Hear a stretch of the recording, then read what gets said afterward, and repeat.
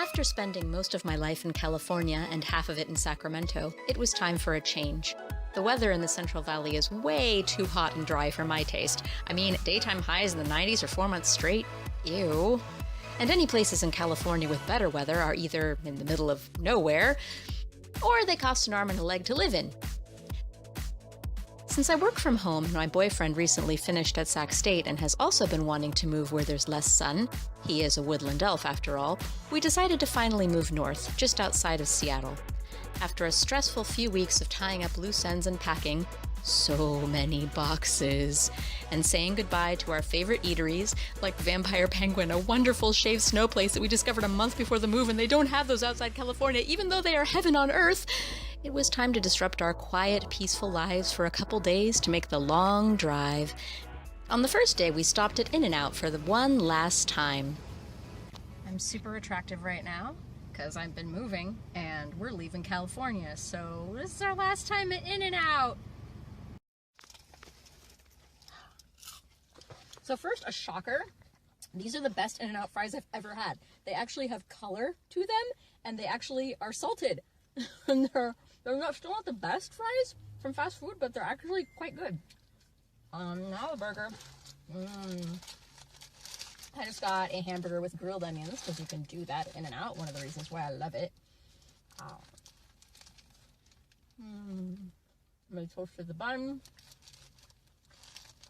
Yeah. It's just basic and good, and I like that it's small. So, you can have fries with it and it's still, it's like a normal sized meal and you're not totally a fatty. I'm gonna roll down the window because it's getting hot in here. I could do with some more condiments. They just put like the sheep dip on here, which is okay, but like no mustard, no ketchup. I can put ketchup on it. Still wish it were in the burger. This tomato is grossly underripe. Come on, people, we're living in California. We grow wonderful tomatoes like 2 hours south of here.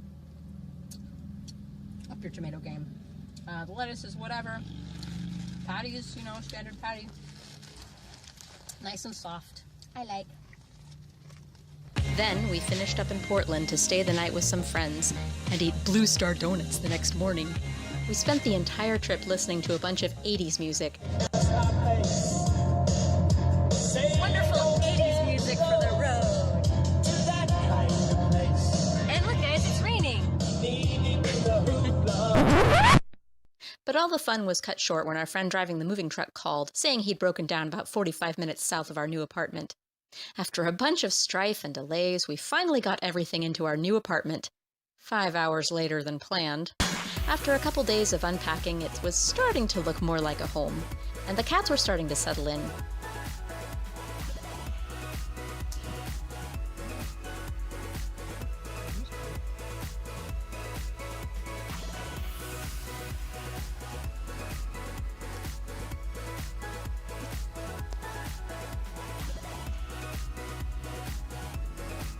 Some handled the transition better than others. On our fourth day in Washington, we made it to a seaside farmer's market, and I'm not sure when I'll ever stop raving about being so close to the ocean.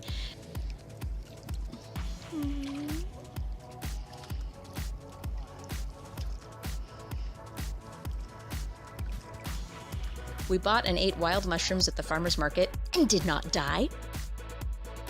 I picked some blackberries because they grow literally everywhere here and combined them with farmer's market raspberries to make a pie. Add a fancy salad with pumpkin and goat cheese and you've got yourself a lovely snobby dinner for two. It's gorgeous up here, so much green and a lot of lush pockets of forest, minutes by car away from where I live. The air is better and my allergies bother me much less up here too. On Labor Day, a shaky quad-killing hike down a hill led me to a mini library and then the beach.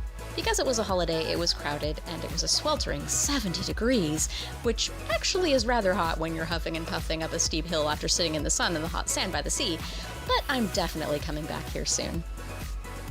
I'll have to work extra hard the next few months to pay for this move, but I love my new home so far, and I'm grateful that I have a job that gives me the freedom to live wherever I want. This concludes your cheesy, sappy, I'm so happy I moved video.